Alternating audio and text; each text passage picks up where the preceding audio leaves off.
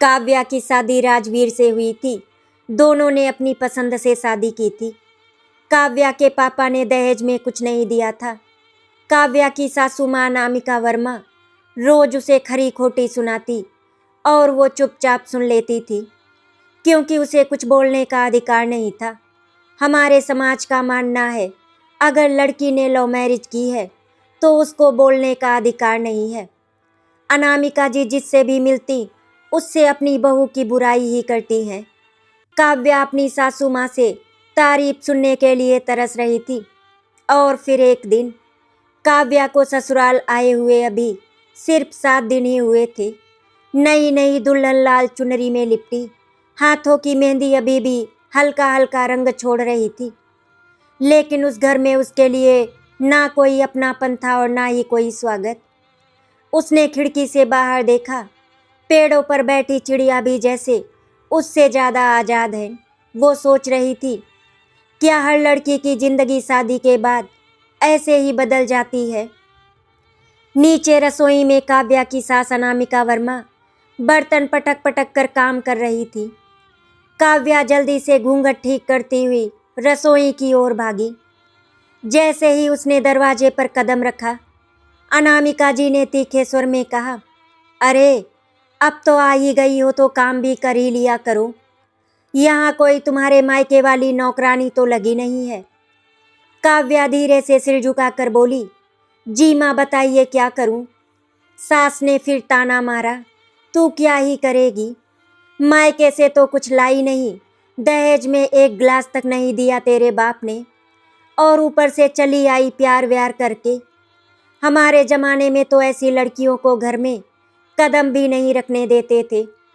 ये सुनकर काव्या के हाथ कांप गए।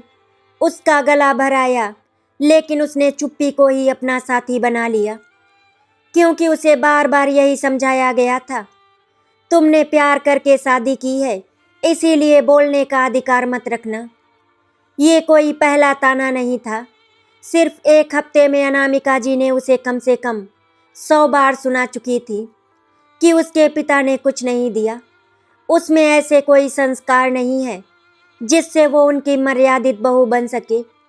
घर के बाकी लोग भी अनामिका जी के डर से कुछ नहीं कहते थे। सब अपने अपने कमरों में चुपचाप तमाशा देखते थे। जब भी कोई पड़ोसी रिश्तेदार या मोहल्ले की महिला आती, अनामिका जी गर्व से उसकी बुराई करते हुए कहती, हमारी बहू है तो अच्छी, पर मायका बिल्कुल बेकार है, दहेज के नाम पर कुछ भी नहीं दिया, और बहू भी ऐसी जो पता नहीं कौन सी दुनिया में खोई रहती है। काव्या दूर खड़ी बस सुनती रहती। हर शब्द उसके दिल पर चाकू की धार जैसा लगता। काव्या की एक ही आस थी, उसका पति राजवीर, जिसने उससे वादा किया था कि वो उसे हर हाल में संभालेगा। लेकिन शादी के बाद राजवीर का दिल भारी पड़ गया था। वो अपनी माँ का अपमान नहीं कर सकता था और पत्नी की पीड़ा देखकर भी कुछ बोल नहीं पाता था। वो अक्सर कमरे में जाकर काव्या का आंसू भरा चेहरा देखता और बस धीरे से कह देता, एक दिन सब ठीक हो जाएगा काव्या, माँ को थोड़ा समय लगेगा। लेकिन समय किसका दर्द समझ रहा था, माँ का या काव्या का। काव्या हर रात खुद से यही पूछती। एक दिन सुबह जब काव्या रसोई में काम कर रही थी तो अनामिका जी की सहेली मीना आंटी आई। मीना आंटी ने हंसकर कहा, अरे नई बहू कहाँ है, जरा हमें भी तो दिखाओ। अनामिका जी मुस्कुराई और बोली, आओ मीना, दिखाती हूँ अपनी बहू को। वैसे तो उसमें देखने जैसा कुछ है ही नहीं, ना दहेज लाई और ना ही संस्कार। उसे तो बात करने का ढंग भी नहीं है, बस राजवीर की जिद थी, वरना मैं तो। मीना आंटी ने हंसते हुए जोड़ दिया, मतलब दहेज में कुछ भी नहीं दिया इसके बाप ने। अनामिका जी ने जैसे मौका ही पा लिया, अरे कुछ क्या, एक तांबे का कटोरा तक नहीं दिया। हमारी तो नाक ही कटवा दी इस लड़की ने। रसोई में खड़ी काव्या सब सुन रही थी। उसके हाथ से आटा गिरकर जमीन पर बिखर गया। आंखों से आंसू बहने लगे, लेकिन आवाज़ एक भी नहीं निकली। सिर्फ दिल ने कहा, क्या सच में मैं इस घर की इज्जत नहीं, एक बोझ हूँ। मीना चली गई, पर उसके जाने के बाद अनामिका जी ने जोर से चिल्लाया, काव्या, अगर तेरा बाप दे नहीं सकता कुछ तो कम से कम तू अपनी औकात तो दिखा देती। काम तो तुझसे होता नहीं, ना ही तेरा मायका अच्छा और ना ही तेरा दिमाग। ये बता, इस घर में तू क्या लेकर आई है? काव्या ने सिर उठाकर अनामिका जी की आंखों में देखा। ये पहली बार था जब उसने हिम्मत जुटाई, लेकिन अभी कुछ बोल पाती तभी राजवीर अचानक घर में घुसा। उसके चेहरे पर गुस्सा, आंखों में कुछ डर। वो चिल्लाया, माँ, ये आपने क्या कर दिया? काव्या और अनामिका दोनों एक पल के लिए सन्न रह गई। घर में जैसे अचानक आंधी आ गई हो। राजवीर दरवाजे पर खड़ा था, चेहरा पसीने से भीगा हुआ, सांसें तेज, आंखों में घबराहट साफ दिख रही थी। काव्या ने घबरा कर पूछा, राजवीर क्या हुआ? पर राजवीर ने पहले अपनी माँ को देखा। उसकी आवाज कांप रही थी, माँ, आपने क्या कर दिया? अनामिका जी चौंक गई, मैंने? क्या हुआ है? सुबह से तो मैं बस घर का काम कर रही हूँ। राजवीर ने जेब से अपना मोबाइल निकाला और उसे आगे बढ़ाते हुए बोला, माँ, ये देखिए मोहल्ले के व्हाट्सएप ग्रुप में क्या चल रहा है। अनामिका जी ने फोन हाथ में लिया। स्क्रीन पर एक वीडियो था, वही सुबह का दृश्य जहां वे मीना आंटी के सामने खड़ी होकर अपनी ही बहू की बुराई कर रही थी, जहां वे कह रही थी कि दहेज नहीं लाई, मेरी तो नाक कटवा दी। वो पूरा अपमानजनक वार्तालाप किसी ने छुपकर रिकॉर्ड कर लिया था और अब पूरा मोहल्ला देख रहा था। अनामिका के मुंह से आवाज तक नहीं निकल रही थी, चेहरा पीला पड़ गया। काव्या सन्न खड़ी थी। उसने आज तक अपने लिए आवाज नहीं उठाई थी, लेकिन आज उसके मन में पहली बार सवाल उठा, मैंने तो कुछ नहीं कहा, फिर मेरा अपमान सबके सामने क्यों हो रहा है? राजवीर बोला, माँ, आपकी वजह से पड़ोसी हमारी हंसी उड़ा रहे हैं। कह रहे हैं जिन्हें दूसरों की इज्जत नहीं चाहिए, उनकी खुद की इज्जत क्या होगी। मुझे ऑफिस जाते समय बहुत शर्म महसूस हुई आज। अनामिका जी का सिर झुक गया, लेकिन उनके स्वभाव में सुधार से ज्यादा गुस्सा जाग उठा। उन्होंने पलट कर कहा, तो क्या हुआ? सच ही तो कहा था मैंने। दहेज में क्या था इस लड़की के पास? बिना कुछ लाए आ बैठी है हमारे घर में। काव्या का दिल टूट कर बिखर गया। उसने धीमी आवाज में कहा, माँ, मैं बोझ नहीं बनना चाहती। मैं सुबह से रात तक काम करती हूँ, आपकी हर बात मानती हूँ। क्या एक बार भी आप मेरा सम्मान नहीं कर सकती? अनामिका जी चिल्ला उठी, सम्मान? जो दहेज ना लाए उसे इस घर में सम्मान नहीं मिलता। हमारे समाज का यही नियम है और मैं इसे नहीं बदलूंगी। कमरे में सन्नाटा छा गया। राजवीर गुस्से में मुट्ठियां भींच रहा था, लेकिन माँ के सामने कुछ बोलने की हिम्मत नहीं कर पा रहा था। मीना आंटी का फोन आया। अनामिका जी स्पीकर पर बात करने लगी। अनामिका, क्या हाल बना रखा है? तुमने ही सारी दुनिया में अपनी बहू की नाक कटवा दी। वीडियो फैल गया है पूरे शहर में। वे शर्म से पिघल गई, लेकिन गुस्सा काव्या पर उतरा। तेरी ही वजह से सब हो रहा है। अगर तू मायके से कुछ लेकर आती तो मुझे ऐसी बातें कभी नहीं कहनी पड़ती। काव्या ने कांपते हुए कहा, माँ, मेरे पापा गरीब हैं, लेकिन उन्होंने मुझे इज्जत देकर पाला है। क्या इज्जत से बड़ा भी कोई दहेज होता है? अनामिका जी फट पड़ी, हाँ होता है। लोगों की जुबान दहेज से ही बंद होती है, इज्जत से नहीं। राजवीर ने पहली बार गुस्से में कहा, बस माँ, अब और नहीं। अनामिका जी हंसी, तू भी बोल ले अब। बीवी की मोहब्बत में अंधा जो हो गया है। काव्या चुप हो गई, जैसे उसके भीतर कुछ मर रहा हो। सभी चौंक गए। इतने में दरवाजा खुला। घर में काव्या के पिता प्रवेश करते हैं, थके हुए और टूटी चप्पलें, हाथ में एक पुराना बैग, चेहरे पर अपमान और दर्द साफ दिख रहा था। उन्होंने धीरे से कहा, काव्या बेटा, क्या मैं अंदर आ सकता हूँ? काव्या को विश्वास नहीं हुआ कि पापा अचानक यहाँ आए होंगे। वो दौड़कर उनसे लिपट गई। उनकी आंखों से लगातार आंसू बह रहे थे। अनामिका जी सख्त स्वर में बोली, कहिए किस काम से आए हैं, या फिर वीडियो देख लिया आपने और शर्म आई? काव्या के पिता ने नम आंखों से कहा, शर्म तो बहुत आई है बहन जी, पर आप पर नहीं, अपनी किस्मत पर। राजवीर आगे बढ़ा। पापा बैठिए, लेकिन काव्या के पिता ने एक भारी सांस लेकर कहा, मैं आज अपनी बेटी को लेने आया हूँ। काव्या के पैरों के नीचे जमीन खिसक गई। बेटा, जिस घर में सम्मान नहीं, वहाँ मेरी बेटी एक दिन भी नहीं रहेगी। अनामिका जी तड़प उठी। अरे वाह, अब बेटी को उठा कर ले जाओगे? हमने इसको इतने दिन खाना खिलाया है, उसका हिसाब कौन देगा? काव्या के पिता टूटे हुए स्वर में बोले, मैं गरीब हूँ पर अपना कर्ज खुद चुका सकता हूँ, मेरी बेटी का अपमान नहीं। घर में सन्नाटा था, राजवीर भी हिल गया। काव्या रोते हुए बोली, पापा मैं नहीं जाना चाहती, मैंने प्यार से ये घर चुना था। पिता ने उसके सिर पर हाथ रखा, पर बेटा क्या घर ने तुम्हें चुना? इन शब्दों ने राजवीर को अंदर तक झकझोर दिया। कमरे में ऐसा सन्नाटा था जैसे दीवारों ने भी सांसें रोक ली हो।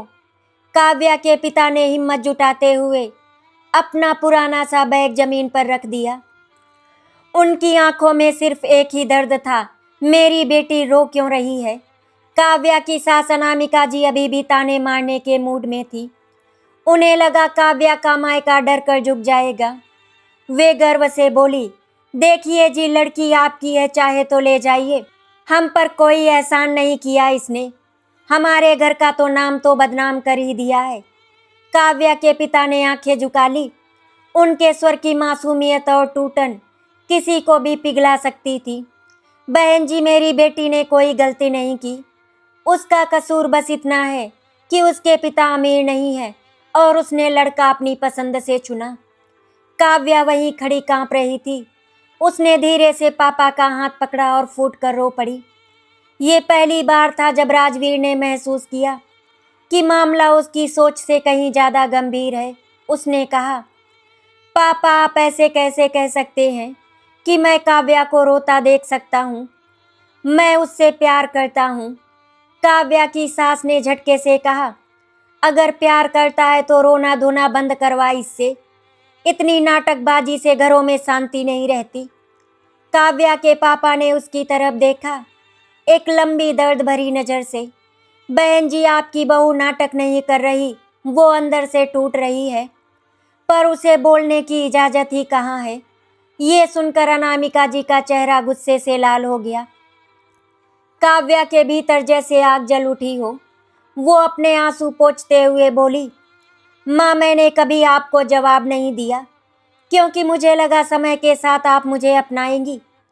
मैंने आपकी हर बात मानी, आपके हर ताने सह लिए, लेकिन मैं आपके सामने अपनी इज्जत नहीं खो सकती। अनामिका जी ने व्यंग से कहा, ओ, अब बहू जी को इज्जत की पड़ी है। इज्जत मायके से आती है, ससुराल में नहीं मिलती। काव्या ने गहरी सांस ली।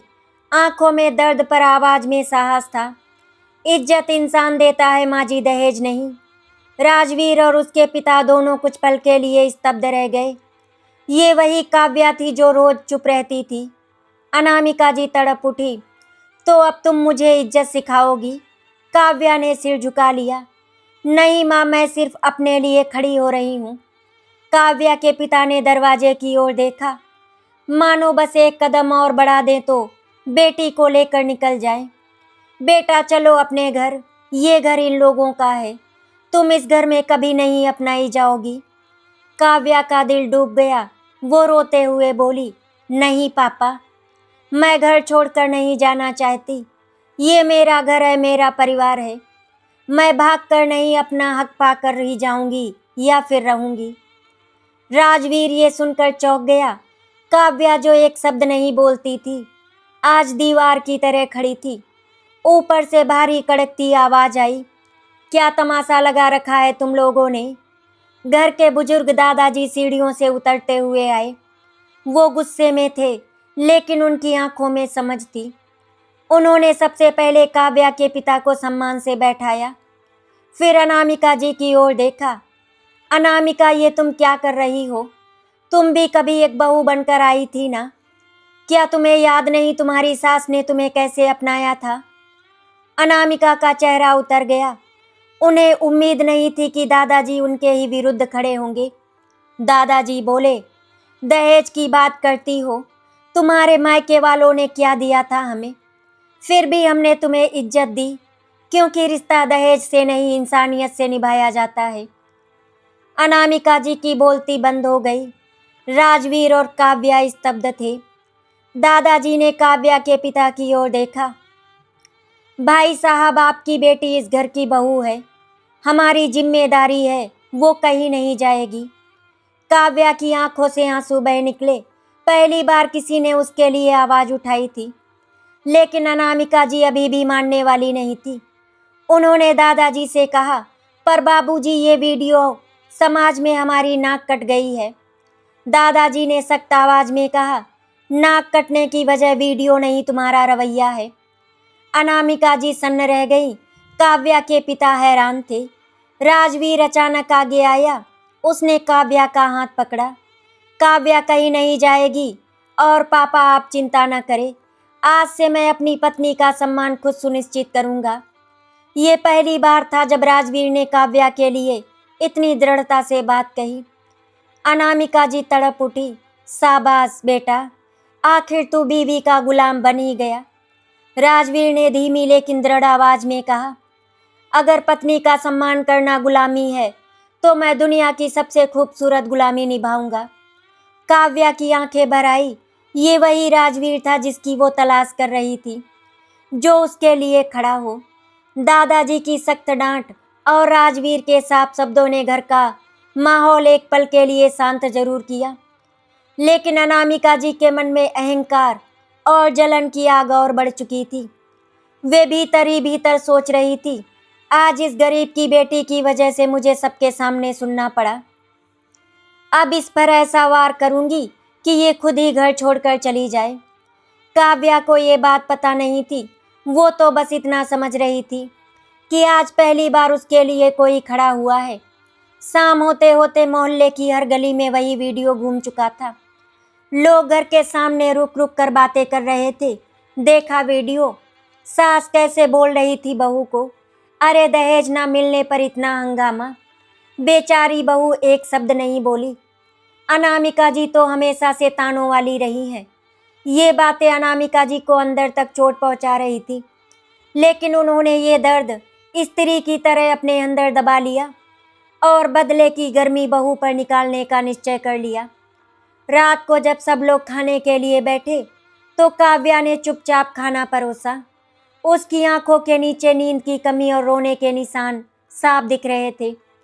अनामिका जी बहुत चुप थी और यही खामोशी तूफान का संकेत थी।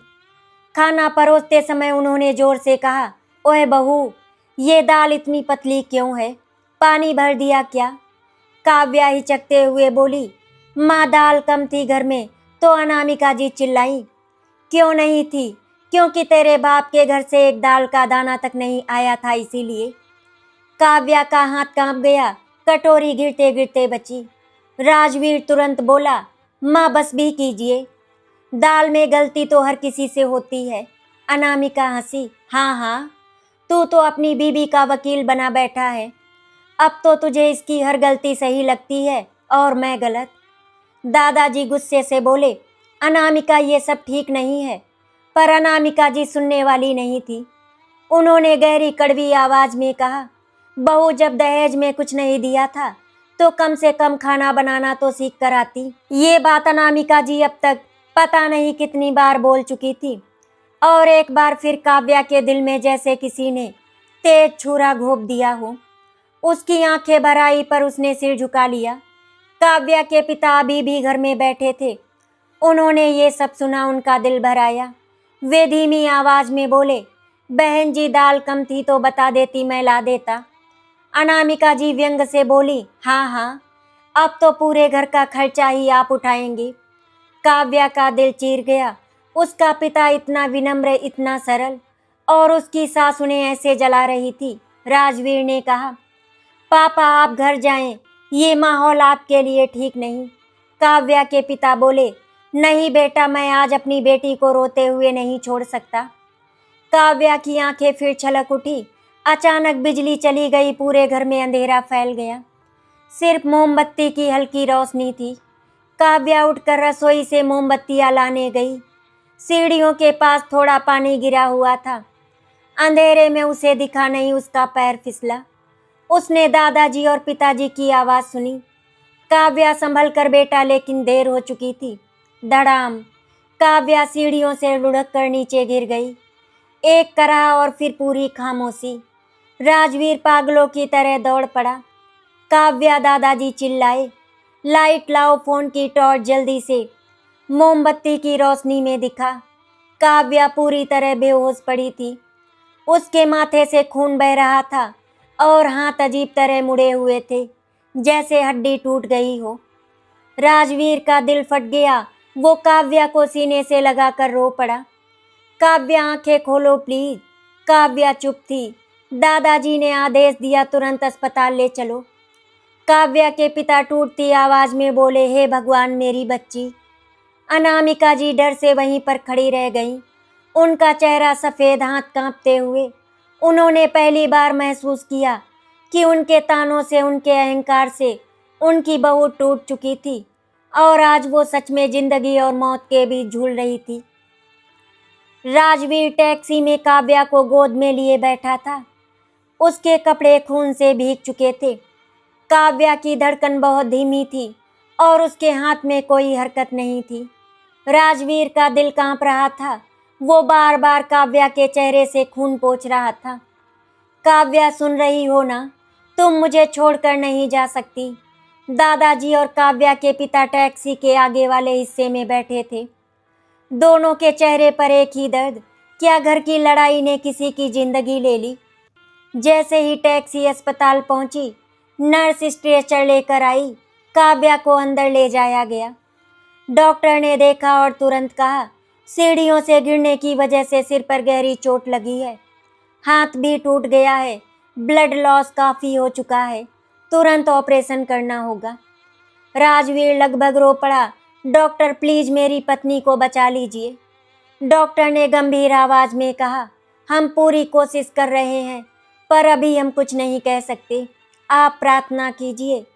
राजवीर वहीं जमीन पर बैठ गया।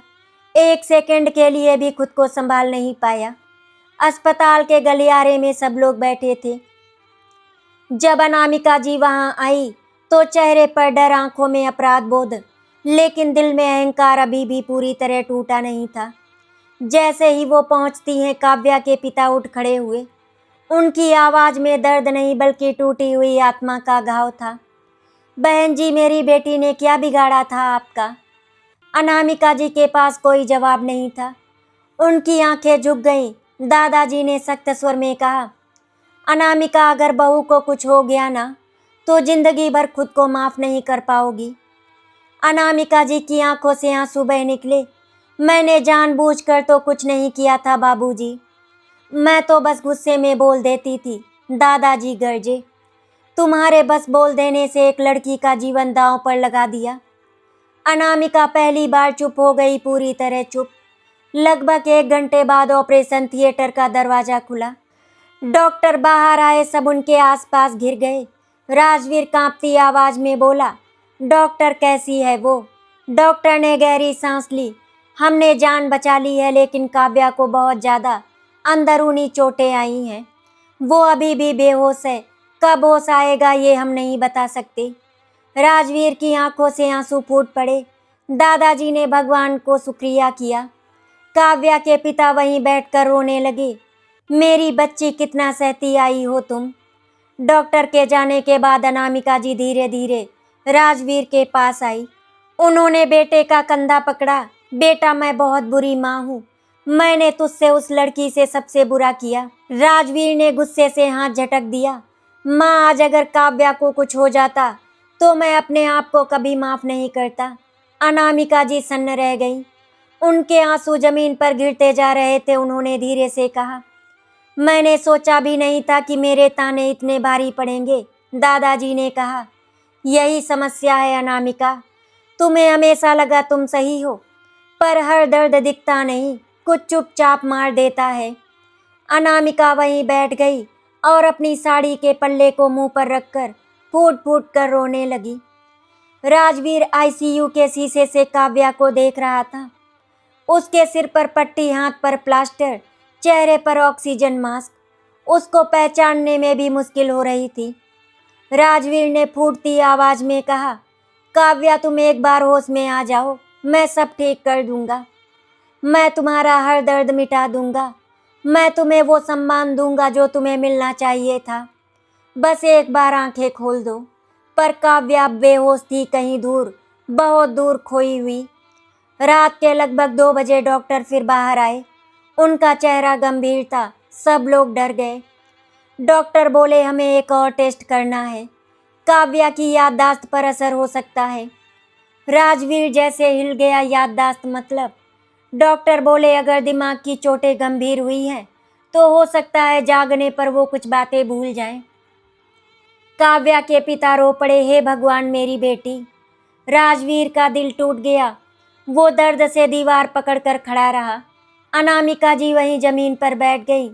मेरे कारण हुआ है ये सब, मेरे कारण। वो रोती रही और तभी एक हल्की हरकत। आईसीयू में लेटी काव्या की उंगलियां थोड़ी सी हिली। नर्स ने तुरंत डॉक्टर को बुलाया। डॉक्टर दौड़कर अंदर गए। राजवीर बाहर से चीखकर बोला, क्या वो होश में आ गई? डॉक्टर कुछ देर बाद बाहर आए। चेहरा स्थिर था पर आंखों में गंभीरता थी। सबकी सांसें थम गईं। डॉक्टर बोले, काव्या ने आंखें खोली है लेकिन एक समस्या है। अनामिका जी कांपती आवाज में बोली, समस्या? कैसी समस्या? डॉक्टर ने कहा, वो किसी को नहीं पहचान रही, ना अपने पति को ना अपने परिवार को। राजवीर वहीं बैठ गया जैसे पूरी दुनिया उसके पैरों तले से निकल गई हो। अनामिका जी की चीख निकल गई, हे भगवान मेरी बहू। दादाजी ने आंखें बंद कर ली। काव्या के पिता का दिल चोटिल हो गया। मेरी बच्ची, मेरी उजली चिड़िया। अस्पताल का कमरा शांत था, सिर्फ मशीनों की बीप और कमरे में फैली ठंडक। काव्या धीरे धीरे पलकें खोल रही थी, पर उसकी आंखों में खोज नहीं, बस खालीपन था। एक ऐसा खालीपन जो किसी टूटे हुए शीशे जैसा लगता है। राजवीर उसके पास खड़ा था। उसका दिल धड़क रहा था। मेरी काव्या, मुझे पहचान ले बस एक बार। उसने धड़कती आवाज में कहा, काव्या मैं राजवीर हूँ, तुम्हारा पति। काव्या ने उसे देखकर सिर्फ एक सवाल भरी निगाह डाली, माफ कीजिए, मैं आपको पहचानती नहीं। ये सुनते ही राजवीर की आंखों से आंसू बह पड़े। उसका दिल ऐसे टूटा जैसे किसी ने पकड़कर मसल दिया हो। अनामिका जी दरवाजे पर खड़ी थी। पहली बार उनकी आंखों में गुस्सा नहीं था, बल्कि गहरा पछतावा था, गहरा डर और एक तड़प भी थी। वो धीरे धीरे अंदर आई। काव्या मैं तुम्हारी। काव्या ने सिर घुमाकर उनकी तरफ देखा। आंखों में परिचय का एक कतरा भी नहीं था। आप कौन हैं? ये 3 शब्द अनामिका जी के दिल में किसी धारदार चाकू की तरह उतर गए। वो रो पड़ी, मैं तुम्हारी सास हूँ बेटा, मुझे माफ कर दो, मैंने बहुत गलत किया तुम्हारे साथ। काव्या ने उन्हें देखा पर आंखों में खालीपन ही रहा। अनामिका वहीं घुटनों पर गिर पड़ी, हे भगवान मेरी वजह से ये सब हुआ, मुझे सजा मिल रही है, मेरी ही बहू मुझे पहचान नहीं रही। दादाजी ने उनके कंधे पर हाथ रखा। अनामिका, ये समय दोष देने का नहीं, सुधार का है। अगले कई दिनों तक राजवीर रोज काव्या को बातें समझाता, पुरानी तस्वीरें दिखाता, उनकी पहली मुलाकात, पहली कॉफ़ी डेट, पहले झगड़े, पहली हंसी सब याद दिलाने की कोशिश करता। पर काव्या कुछ भी नहीं पहचानती। वो बस चुपचाप सुनती। राजवीर रात रात भर रोता।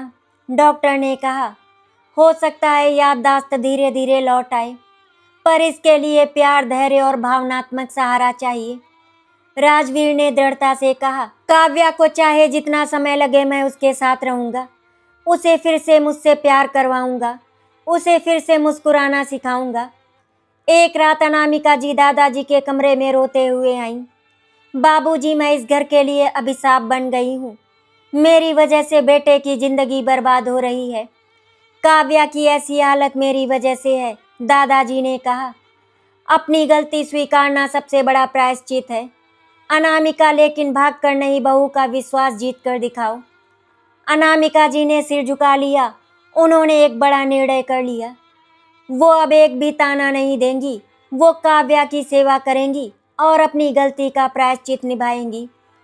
काव्या धीरे धीरे ठीक हो रही थी, लेकिन वो बहुत शांत, बहुत कम बोलने लगी थी।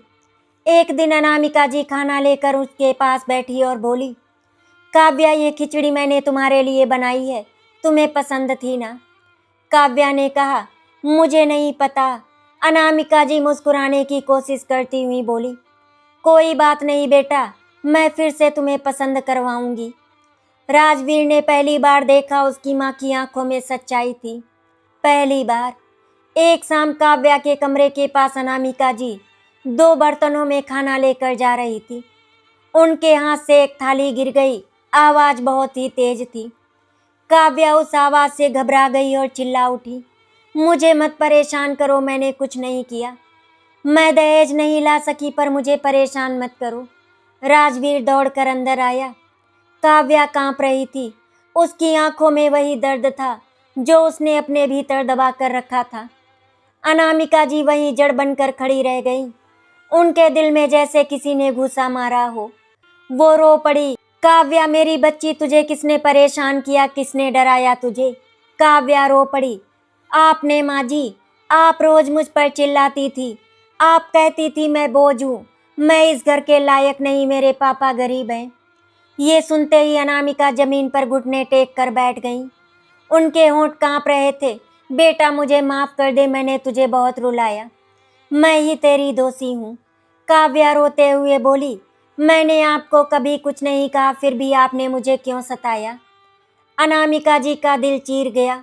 मुझे अपने अहंकार पर शर्म आती है बेटा, मैं तेरी अपराधी हूँ।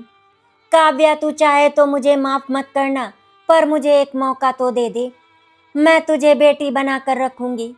काव्या ने पहली बार हल्की नजर से उनकी ओर देखा, पर कुछ नहीं बोली। अगले दिन राजवीर काव्या को बगीचे में व्हीलचेयर पर घुमाने ले गया।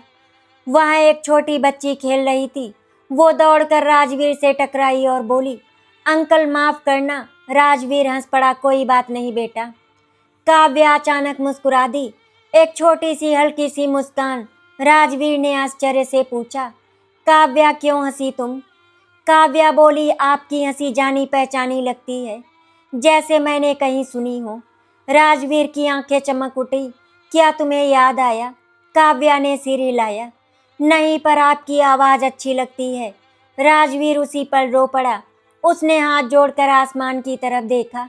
हे भगवान, मेरी काव्या वापस आ रही है। दिन बीतते गए, कभी कोई चेहरा पहचान में आता, तो कभी कोई बात, और कभी कोई खुशबू। धीरे धीरे एक एक कर काव्या की जहन की धुंध साफ होने लगी। एक दिन राजवीर उसे हंसाने के लिए उसकी पुरानी शादी की फोटो दिखा रहा था। काव्या ने तस्वीर पकड़ी, काफी देर तक देखती रही, फिर अचानक बोली, ये मैं हूँ और ये आप। राजवीर ने धड़कते दिल से पूछा, तुम्हें याद आया? काव्या मुस्कुराई, हाँ थोड़ा सा। आपने मुझे फूल दिया था और कहा था मिसेज राजवीर सिंह बनने के लिए तैयार हो। राजवीर की आंखें खुशी से भर आई, हाँ हाँ, तुम याद कर रही हो। काव्या ने तस्वीर को सीने से लगाया, मुझे हमारा प्यार याद आ रहा है। बाहर खड़ी अनामिका जी ये सुनकर चुपचाप रो पड़ी, लेकिन इस बार आंसू पछतावे के नहीं, खुशी के थे। कुछ महीनों बाद काव्या पूरी तरह ठीक हो चुकी थी। याददाश्त भी लगभग पूरी लौट आई थी। एक सुबह नाश्ते की मेज पर काव्या ने अनामिका जी के सामने जाकर कहा, माँ, आज मैं आपके लिए चाय लाई हूँ। अनामिका जी चौंक गई और उनकी आंखें भर आई। काव्या ने कहा, मैंने आपको माफ़ कर दिया है माँ, क्योंकि हर रिश्ता दूसरा मौका डिजर्व करता है। अनामिका जी रो पड़ी और काव्या को गले से लगा लिया। बेटा, आज से तू मेरी बहू नहीं, मेरी बेटी है। राजवीर ने दोनों को गले लगते हुए देखा। दादाजी ने मुस्कुरा कर कहा, अब ये घर सच में घर बन गया है। काव्या ने आकाश की ओर देखा और धीरे से कहा, धन्यवाद भगवान, तूफानों के बाद नई सुबह देने के लिए। आशा करती हूँ आपको हमारी कहानी अच्छी लगी होगी। अगर आपको हमारी कहानी अच्छी लगी तो वीडियो को लाइक एंड शेयर करें, चैनल को सब्सक्राइब करें। वीडियो देखने के लिए आपका धन्यवाद।